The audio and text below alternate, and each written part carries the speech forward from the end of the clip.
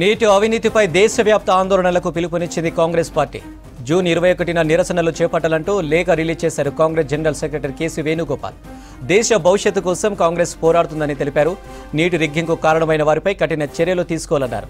విద్యార్థులకు న్యాయం జరిగే వరకు కాంగ్రెస్ పోరాడుతుందన్నారు.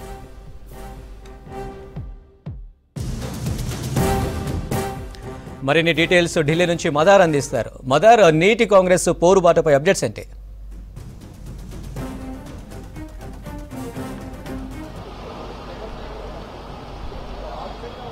అనిల్, ఒక యాక్షన్ ప్లాన్ అయితే కాంగ్రెస్ పార్టీ తీసుకుంది. ఎవరైతే నీట్ ఎగ్జామ్ లో జరిగినటువంటి అవకతవకలతోటి నష్టపోయారో ఆ విద్యార్థులకు బాసటగా వారికి న్యాయం జరిగేంత వరకు కూడా కాంగ్రెస్ పార్టీ వారి పక్షాన పోరాడుతుందంటూ కూడా ఇప్పటికే రాహుల్ గాంధీ ప్రకటించారు.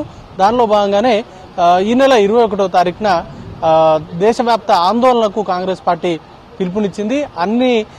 దేశవ్యాప్తంగా ఉన్నటువంటి అన్ని జిల్లా హెడ్ క్వార్టర్స్ లో కాంగ్రెస్ పార్టీకి సంబంధించిన సీనియర్ నాయకుల నుంచి మొదలు పెట్టుకుంటే కాంగ్రెస్ పార్టీ కార్యకర్తలందరూ కూడా ఈ ధర్నా కార్యక్రమంలో పాల్గొనాలి, ప్రొటెస్ట్ ని తెలపాలి అంటూ కూడా ఒక పిలుపునైతే ఇచ్చారు Congress party organisation general secretary KC Venugopal.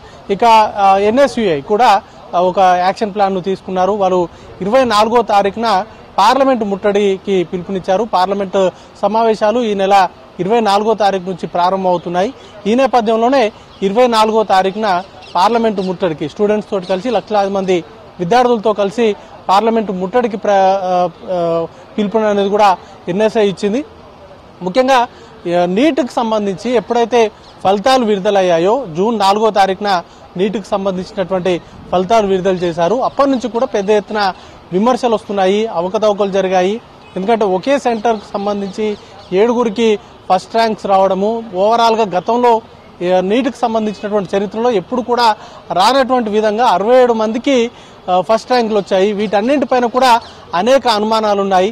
ఇక బీహార్లో అయితే ఏకంగా పరీక్ష ప్రారంభం కంటే ముందే క్వశ్చన్ పేపర్ బయటకు వచ్చింది, క్వశ్చన్ పేపర్ అందింది అనేటువంటి అంశాన్ని కూడా కొంతమంది విద్యార్థులు బాహటంగానే చెప్తున్నారు. కాబట్టి అసలు ఎంటైర్ నీట్ ఎగ్జామ్ ని క్యాన్సిల్ చేసి ఎన్టీఏని కూడా, ఎందుకంటే నేషనల్ టెస్టింగ్ ఏజెన్సీయే ఈ ఎగ్జామ్స్ ని కండక్ట్ చేస్తుంది, వాటికి సంబంధించిన ఫలితాలను విడుదల చేసింది. కాబట్టి ఎన్టీఏను రద్దు చేయాలి. ఎన్టీఏను రద్దు చేయడంతో పాటు నీట్ ఎగ్జామ్ ని మళ్లీ నిర్వహించాలి. అప్పుడు గాని, ఎందుకంటే అవకతవకలు లేకుండా ఈ ప్రాసెస్ అంతా కూడా నిర్వహించాలంటే ఎన్టీఏను రద్దు చేస్తేనే అది పాసిబుల్ అవుతుంది.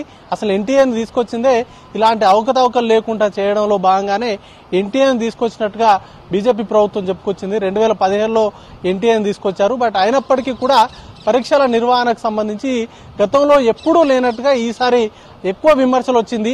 గ్రేస్ మార్కుల విషయంలో కావచ్చు, లేకపోతే మాల్ ప్రాక్టీసింగ్ జరిగింది అనే దాంట్లో విషయంలో కావచ్చు, అలాగే కొన్ని సెంటర్స్ కు సంబంధించి నిర్వహణలో కూడా లోపాలు జరిగాయి. వాటికి సంబంధించి కూడా విద్యార్థులు నష్టపోయారు. ఎంటైర్ ఈ ఫలితాల విడుదల తర్వాత వీటికి సంబంధించి చాలా మంది విద్యార్థులు కూడా ఆందోళన బాట పట్టారు. సుమారు 9 పిటిషన్లు సుప్రీంకోర్టులో ఫైల్ అయ్యాయి.